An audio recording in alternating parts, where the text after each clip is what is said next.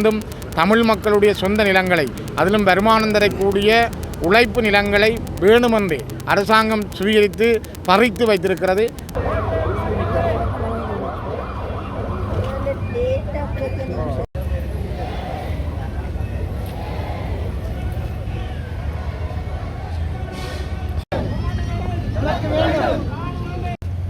நாங்கள் இங்கே கொடுக்கப்படுகிற வேண்டுகோள்கள் மகளிர்கள் எல்லாம் அரசு அதிபர்களின் ஊடாகவும் பாராளுமன்ற உறுப்பினர்களின் ஊடாகவும் ஜனாதிபதிக்கு செல்வதற்காக எல்லா மகளிர்களிலும் உயர் திரு கௌரவ ஜனாதிபதி செயலகத்துக்கு அனுப்புகின்றோம். மயிலட்டி மக்களின் காணி விடுவிப்பு தொடர்பாக 15/6/90 இடம்பெயர்ந்து 15/6/2026 30 வருடங்கள் நிறைவடைந்துள்ளது. நாம் அகதிகள். யுத்தம் நிறைவடைந்து 17 வருடங்கள் முடிந்தும் நாம் அகதிகள். அரசு பல வந்து போயினர். நாடு முன்னேற்றம் என்ற அறிக்கைகள், ஆனால் நாம் அகதிகள். எம்மை போல் பாதிக்கப்பட்ட ஒரு விடுதலை இயக்க தோழர் அரசாங்கத்தை நடத்த வந்தார்.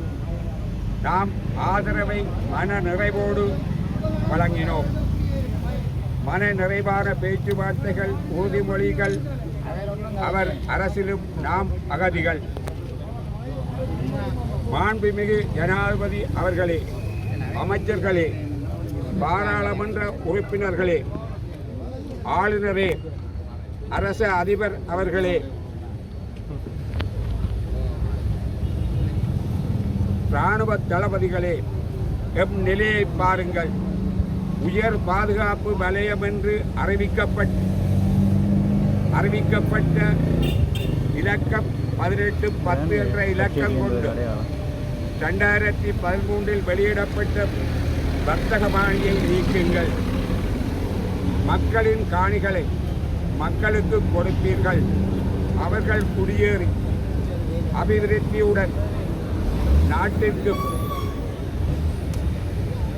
அவர்களுக்கு பலம் பெறச் செய்வீர்கள். அகதிகள் என்ற பதமே இல்லாமல் நாங்கள் எங்கள் நாடு என்று நாமும் வாழ்வோம். அதற்காக மீண்டும் வேண்டுகின்றோம். உயர் பாதுகாப்பு 2013 1810 என்ற இலக்கம் கொண்ட வர்த்தமானி நீக்கப்பட வேண்டும்.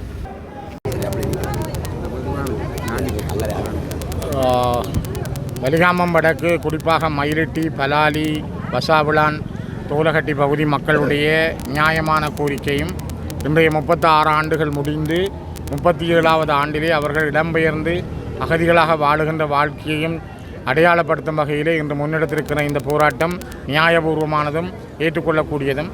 இது தொடர்பிலே பல நீண்டகால நடவடிக்கைகள் மேற்கொள்ளப்பட்டாலும் அரசாங்கத்தினால் விதிக்கப்பட்ட வர்த்தமானி அறிவித்தல் என்பது இன்னும் மீளப்பெறப்பட முடியாமல் இருக்கிறது. அரசாங்கம் அந்த வர்த்தமானி அறிவித்தலை மீளப்பெறாமையும் கூட இந்த காணிகளை விடுவிப்பதிலே மிகப்பெரிய நெருக்கடிகளை கொடுத்திருக்கிறது. வழக்கினூடாக ஒரு குறிப்பிட்ட நிலங்கள் விடுவிக்கப்பட்டு மக்கள் மீள்குடியேறி இருந்தாலும் இன்றைய நாட்கள் தொடர்ச்சியாக, குறிப்பாக 90ஆம் ஆண்டு இதே நாடிலே அந்த மக்கள் அந்த இடத்திலே இருந்து இடம்பெயர்ந்து போய் 36 ஆண்டுகளை முடித்திருக்கிறார்கள். இந்த 36 ஆண்டுகள் என்பது உள்நாட்டுக்குள்ளே இடம்பெயர்ந்த அகதிகளாகவும் உள்நாட்டுக்குள்ளே உறவினர் நண்பர் வீடுகளிலே வாழுகின்ற மக்களாகவும் எங்களுடைய மக்கள் இருக்கிறார்கள். அவர்களுடைய இந்த நியாயமான கோரிக்கை தொடர்பிலே பல தடவைகள் நாங்கள் பாராளுமன்றத்திலே பேசியும் இருக்கிறோம். கடந்த வியாழக்கிழமையும் கூட நான் இந்த மயிலிட்டி மக்களுடைய போராட்டம் தொடர்பாக பதிவுகளை மேற்கொண்டிருந்தேன். தொடர்ச்சியாகவும் சர்வதேச சமூகத்திடமும் இலங்கையினுடைய அரசியல் தலைவர்களிடமும் இந்த கோரிக்கைகளை நாங்கள் முன்வைக்கிறோம். யுத்தம் முடிந்து 17 ஆண்டுகள் முடிந்து விட்டதாக வெளியிலே பேசப்படுகிறது.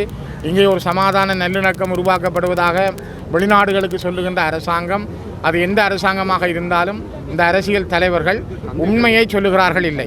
மக்கள் இன்னும் சொந்த இடங்களுக்கு செல்லவில்லை, அவர்களுக்கான தொழில் வாய்ப்புகள் இல்லை, அவர்கள் நிம்மதியாக தங்கள் நிலங்களிலே வாழ முடியாமல் இருக்கிறது என்பதைத்தான் நாங்கள் கண்கூடாக பார்க்கிறோம், உலகமும் பார்க்கிறது. இதனால்தான் இந்தியா, அமெரிக்கா, ஐரோப்பிய நாடுகள் உட்பட்ட ஒவ்வொரு மனித உரிமை நாடுகளிடமும் நாங்கள் வினயமாக கோரிக்கையை முன்வைக்கிறோம். இந்த மக்கள் இப்பொழுதும் தெருக்களிலேயே இருக்கிறார்கள், தெருவிலே போராடுகிறார்கள்.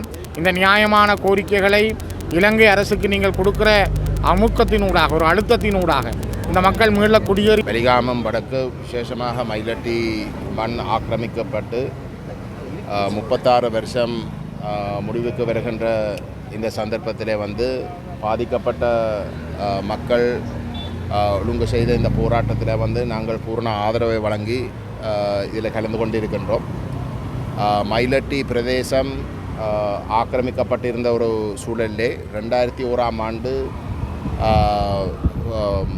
சமாதான முயற்சிகள் ஆரம்பிக்கப்பட்ட பொழுது அந்த புரிந்துணர்வு உடன்படிக்கையில் வந்து ஒரு நார்மல்சி கொண்டு வரப்பட வேணும். அந்த புரிந்துணர்விலே அன்றாட வாழ்க்கையிலே வந்து மக்களுடைய அன்றாட வாழ்க்கையில் வந்து சகஜ நிலை உருவாக்கப்பட வேணும் என்ற ஒரு நிபந்தனை இடப்பட்டிருந்தும் கூட இந்த பிரதேசங்களில் வந்து மக்களை மீள குடியேறத்துக்கு வந்து இராணுவம் அனுமதி வழங்கவில்லை. அப்போ அது பேச்சுவார்த்தை காலத்திலே ஒரு பெரும் சர்ச்சையாக வெடித்த இடத்திலே ஸ்ரீலங்கா அரசாங்கம் இந்தியாவுடைய ஒரு இராணுவ அதிகாரி சதீஷ் நம்பியாருடைய தலைமையில் வந்து ஒரு அறிக்கை ஒன்றை தயாரிக்க சொன்னார். அதாவது இந்த அதி உயர் பாதுகாப்பு வலயங்களை எந்த வகையில் வந்து அணுகிறது, அதை விடுவிக்கலாமா என்ற கருத்தை கேட்டு ஒரு அறிக்கை ஒன்றை தயாரிக்க சொல்லி கேட்டிருந்தார். அந்த ஆய்வறிக்கையில் வந்து சதீஷ் நம்பியார் திட்டவட்டமாக சொல்கிறார், தமிழீழ விடுதலை புலிகள் இயக்கத்துடைய ஆர்ட்டிலரி ஹெவி ஆர்ட்டிலரி இருக்கின்ற வரைக்கும் அந்த அதி உயர் பாதுகாப்பு வலயங்கள் ஒரு பாதுகாப்பு கவசமாக அந்த பலாலி தளத்துக்கு அவசியமாக இருக்கின்றதென்றால் இன்றைக்கு தமிழீழ விடுதலை புலிகளுடைய அந்த ஆயுத பலம் குறிப்பாக ஏவுகணைகளை வந்து அவர்கள் இழக்கிறார்களோ இல்லாட்டி அதை கைவிடுறார்களோ மௌனிக்கிறார்களோ அண்டையில் இருந்து வந்து அந்த அதி உயர் பாதுகாப்பு வலயங்கள் அவசியமில்லை, மீளவும் 90ஆம் ஆண்டில் இருந்த நிலைக்கு கொண்டு செல்லலாம் என்றதுதான் அந்த அறிக்கை.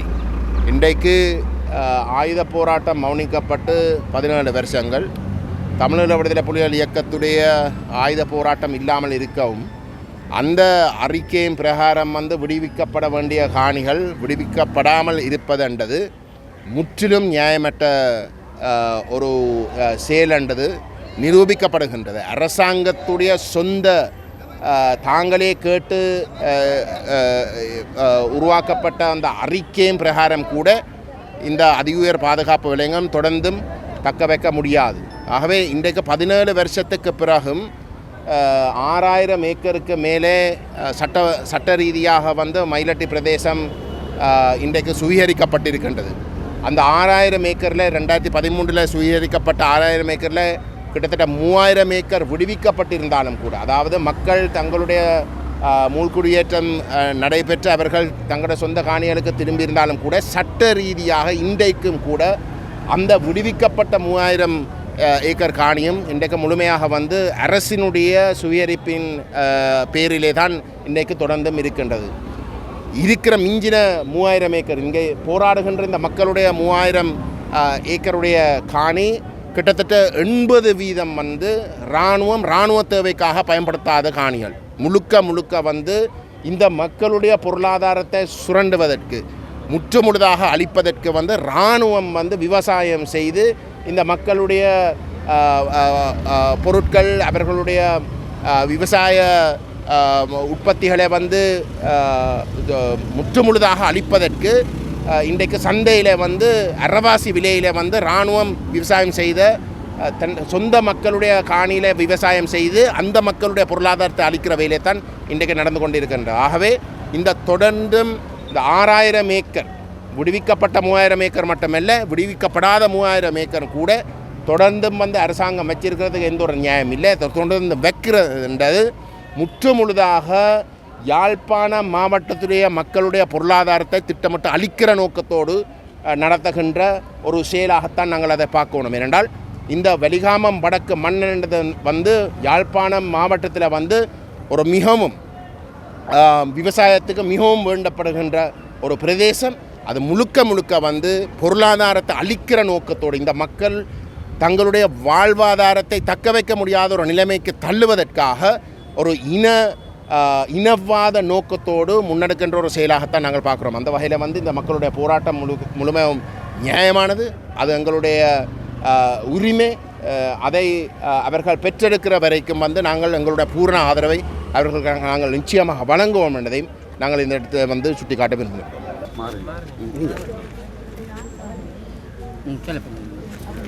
வணக்கம், நான் மயிலட்டி மீள்குடியேற்ற குழுவின் உறுப்பினர்.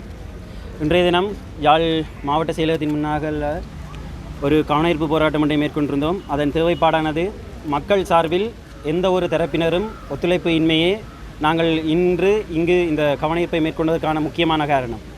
முதலாவதாக யாழ் மாவட்ட அரசு அதிபரிடம் எமது கோரிக்கைகளை வழங்கியிருந்தோம். அவரிடம் சில கேள்விகளும் கேட்டிருந்தோம். எமது காணி வெடிப்பு தொடர்பாக யாழ் வலிகாமம் வடக்குக்கு விஜயம் செய்த யாழ் பாதுகாப்பு அமைச்சின் பிரதி செயலாளர் வந்தபோது அதற்கு முன்னதாக அமைச்சர் எங்களை அழைத்து கூறியிருந்தார், எமது நிலவெடிப்பு சம்பந்தமாக பிரதி அமைச்சரின் வருகையின் போது சில முக்கியமான தீர்வுகள் கிடைக்கும் என்று. இன்று பிரதி அமைச்சர் வந்து சென்று 3 வாரங்கள் ஆகுது, 3 வாரம் நெருங்குது. இன்று வரைக்கும் எங்களுக்கு பதில் இல்லை. இன்றைய தினமும் அரசு அதிபரிடமும் கேட்டிருந்தோம், ஆளுநரிடமும் கேட்டிருந்தோம். 2 கேள்விகள். ஒன்று, வடக்குக்கு விஜயம் செய்த பிரதி அமைச்சரிடம் மக்கள் காணிக்காக போராடுகின்றார்கள், அதை நீங்கள் தெரியப்படுத்தினீர்கள். 2 பேருமே எங்கள்கிட்ட சொன்ன விஷயம், நாங்கள் தெரியப்படுத்த தேவையில்லாமல் ஊடகம் வழியாக பார்த்து கொண்டிருப்பார்கள்.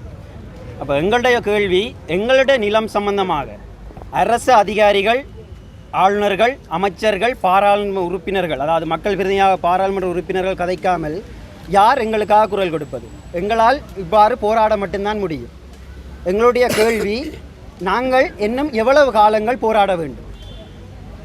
எங்களோட அம்மா அப்பா இதில் நிற்கிற அவ்வளோ பேரை பார்த்தீங்கன்னா தெரியும், ஒரு சில தலையில் மட்டும்தான் கருத்த முடி தெரியும். முக்காசி பேரும் வயது போனாக்கள். 2 சந்ததிக்கு மேலே அகதியாக வாங்கிட்டோம். 36 வருஷம் எங்களால் இனியும் பொறுத்திருக்க முடியாது. இந்த கவன ஈர்ப்பானது அடுத்த கட்டத்துக்கு மாற்றப்படும். எவ்வாறு? எங்களுக்கான பதில் வெகு விரைவிலே, கிழமை கணக்கு வார கணக்கு இல்லை, இந்த மாதத்துக்குள்ளே எங்களுக்கு பதில் வராட்டி இதை விட மலிவையான ஒரு போராட்டத்தை முன்னெடுப்போம். அந்த போராட்டத்திலே மக்கள் நலனுக்காக முன்னிற்பவர்கள் அரசியல்வாதிகளோ, அரசு அதிகாரிகளோ, மக்கள் தொண்டு விரும்பிகளோ, இல்லை அரசு சார்பற்ற நிறுவனங்களோ முழுமையான பங்களிப்பை தர வேண்டும். ஏனென்றால் அப்பா சொன்ன மாதிரி குறிப்பிட்ட காலத்துக்கு முதல் எங்களுக்கான ஒரே ஒரு தலைமை காணப்பட்டது. இப்போ அது இல்லை. எங்களால் தனிமனே எங்களை கருத்துக்களை வெளியிடவே முடியாத ஒரு நிலைமை இருக்குது. அப்போ எல்லா மக்களும் சேர்ந்து, ஏனென்றால் இந்த நாட்டில் நடந்த உள்நாட்டு யுத்தத்தால் பாதிக்கப்பட்ட தரப்பில் இன்ற வரைக்கும் சொந்த நாட்டின் அகதிகளாக இருக்கிற மக்கள் இந்த வலிகாமம் வடக்கில் தான் அதிகமான நாட்கள் இருக்கணும். இன்ற வரைக்கும் 2117 ஏக்கர் காணி இன்னும் விடுபடாமல் இருக்குது. 19 ஜிஎஸ் டிவிஷன் அதுக்குள்ளே இருக்குது. 21 கோயில் இருக்குது இன்னும் விடுபடாமல்.